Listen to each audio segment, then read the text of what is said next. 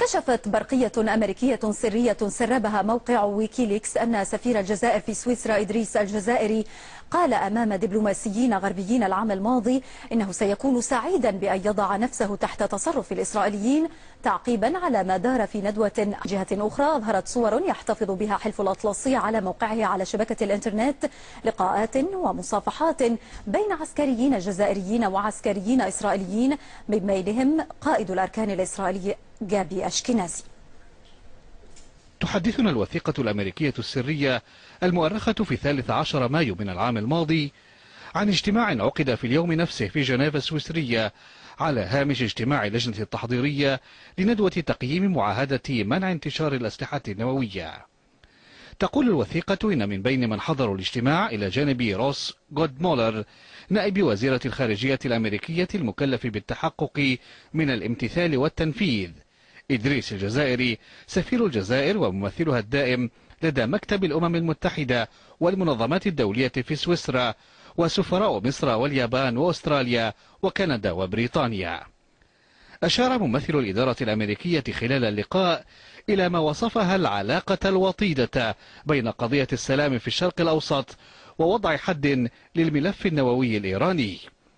ويكون السفير الجزائري قد قال لدى تناوله الكلمة إنه سيكون سعيدا بأن يضع نفسه تحت تصرف الإسرائيليين، فكيف يصدر عرض كهذا من ممثل دولة تفاخر بأنه يقيم مع إسرائيل اتصالات في السر أو العلن تسعى لتطبيع معها من أي نوع.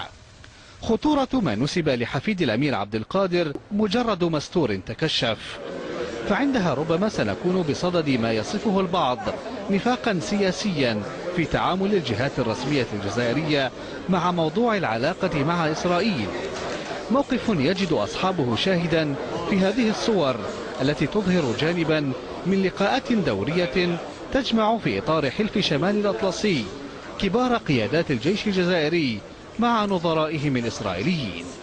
يصل الأمر إلى حد التطبيع، وربما لم تكن كذلك أيضا هذه المصافحة الشهيرة في أولى سني حكم الرئيس عبد العزيز بوتفليقة.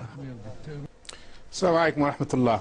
في واقع الأمر أنا كنت أعرف إلى حد ما بهذه العلاقات التي تمتد إلى منتصف التسعينات، ولكن أعرف أنها وقعت صدمة شديدة جدا. تابعت اليوم كثير من التعليقات من القراء الجزائريين على صحف جزائرية، وكانت العديد منهم مشدود إلى صدمة، حتى أن فيهم من طالب بشنق هذا السفير.